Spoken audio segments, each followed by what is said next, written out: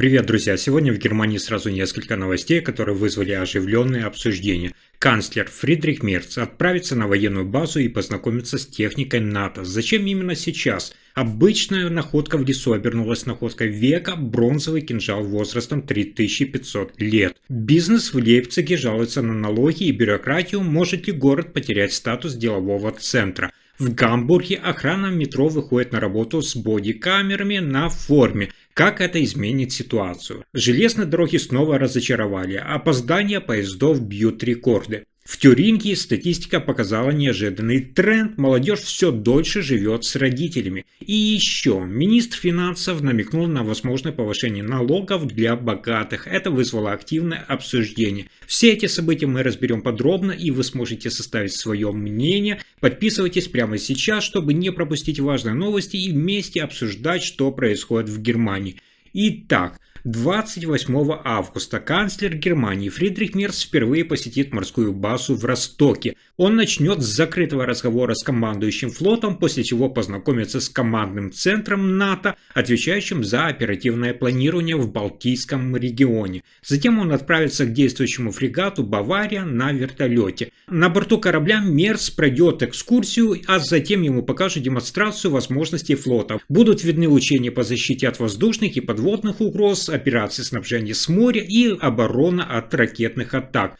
В мероприятии примут участие корвет, диверсионная лодка, множество судов снабжения, вертолеты и даже подлодка. Также запланированы маневры с вертолетами, сбор разведданных и морской авиации. После учения ожидается, что канцлер выступит с кратким заявлением на палубе фрегата. Во время визита он сможет не только ознакомиться с техникой и операциями, но и побеседовать с моряками, узнать об их повседневной работе и задачах. А дальше интересная новость в Германии. Во время обычной прогулки один мужчина обнаружил в лесу очень редкий предмет – древний бронзовый кинжал, которому, внимание, около 3500 лет. Затем он сообщил о находке местным властям и музею. Археологи называют этот предмет настоящим чудом. Он настолько хорошо сохранился, что такое редкое удается найти. Сейчас кинжал доставили в мастерскую в Веймаре, где его тщательно очистят и изучат ученые. После всех процедур его планируют поставить на выставку в местном музее Эльриха. Сначала предположили, что вещь оказалась на поверхности земли благодаря сильным дождям. В этом регионе много карстовых пород и грунт нередко смывается. При этом важно, что нашли кинжал без использования детекторов. Законом это запрещено, и такие действия могут привести к проблемам. Это действительно необычная находка. Случайный визит в лес принес научную и культурную ценность, которая теперь сохранена и станет частью истории региона. А дальше бизнес-новости. Лейпциг долго считался одним из лучших мест для бизнеса, но новые данные показывают, что его привлекательность слабеет. Сейчас лишь 7% компаний оценивают город как очень хороший для ведения бизнеса. В 2019 году таких было, напомню, вдвое больше – 15%. Доля оценки «хорошо» тоже резко упала с 69% до 46%. Что беспокоит предпринимателей больше всего? Это обработка документов стала сложнее, дорожный трафик внутри города ухудшился, а налоги, сборы и цены на энергию выросли. Эти факторы заметно снижают интерес к Лейпцигу как деловому центру. При этом город все еще остается одним из самых привлекательных для бизнеса в стране. Он предлагает высокое качество жизни, насыщенную культуру и динамичную городскую жизнь. Важное преимущество для компаний и их сотрудников. Городские власти и торговая палата считают важным учитывать мнение бизнеса. Они считают, что нужно снижать затраты компаний, упростить бюрократию, сократить сроки оформления документов и улучшить дорожную ситуацию. Власти напоминают, что доход от предприятий ключевой для финансирования социальных программ, культурных и экологических проектов. Опрос, ставший основой анализа, проведен между ноябрем 2024 и январем 2025 года. В нем приняли участие 291 предприятие разных секторов. И это еще не все. В Гамбурге охранники городской компании общественного транспорта, прежде всего на станциях метро, теперь носят специальные видеокамеры на одежде. Такие камеры называют бодикамс. Пока что они есть у 21 патрульной группы, но в ближайшее время камеры получат все.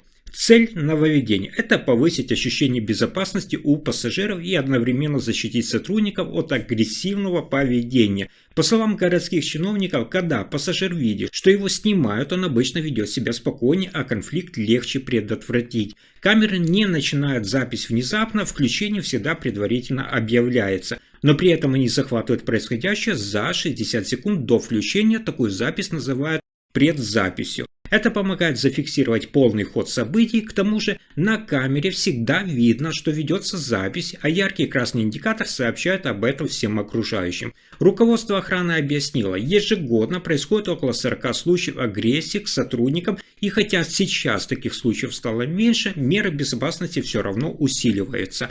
Кроме бодикамс, полиция также продолжает тестирование умных видеокамер с искусственным интеллектом и расширяет штат охранников. К концу года в службе появится еще 40 сотрудников. А дальше новости, которые вызывают громкие обсуждения у жителей Германии. В июле поезда дальнего следования Deutsche Bahn появлялись на станции вовремя только в половине случаев, точнее лишь в 56,1% прибыли вовремя.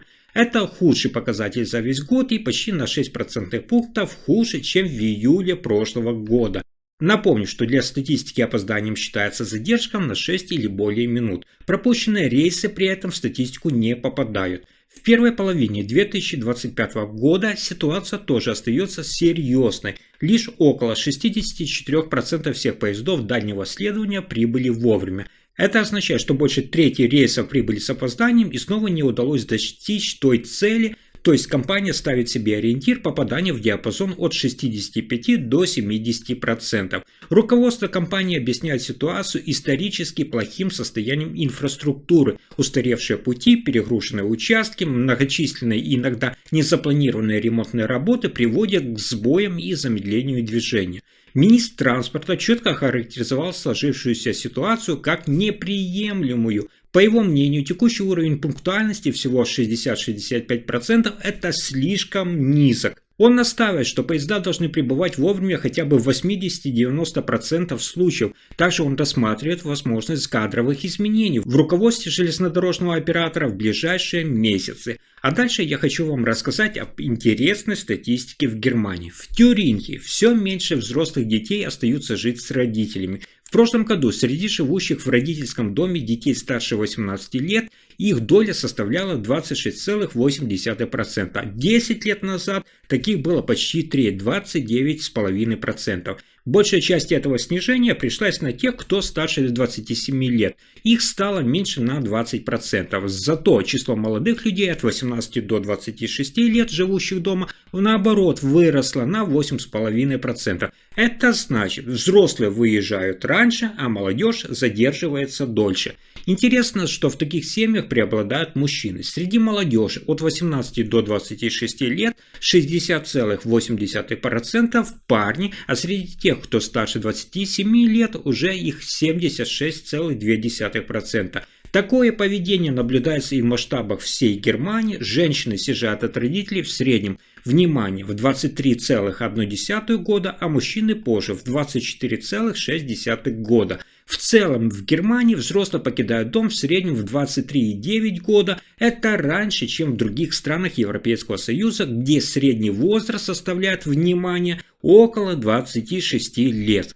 А теперь неожиданная новость, которая может отразиться на бюджете граждан Германии. Во время интервью в ЦДФ министр финансов и вице-канцлер Ларс Клинбайль из партии СДПГ заявил, что не исключает возможности повысить налоги для людей с очень высокими доходами и крупным капиталом. Он объяснил это тем, что такие меры необходимы для закрытия дефицита федерального бюджета в размере около 30 миллиардов евро к 2027 году и создания более справедливой налоговой системы. Со стороны партии «Союз» ХДС-КСС уже прозвучала критика. Стефан Билькер, парламентский руководитель фракции, назвал идею увеличения налогов неуместной и не соответствующей договоренностям, закрепленным в коалиционном соглашении. Он настаивает на другом подходе. Вместо новых налогов – снижение расходов. Среди приоритетов он упомянул сокращение социальных выплат и оптимизацию расходов, в том числе на пособия для безработных, а также расходы на миграционную политику.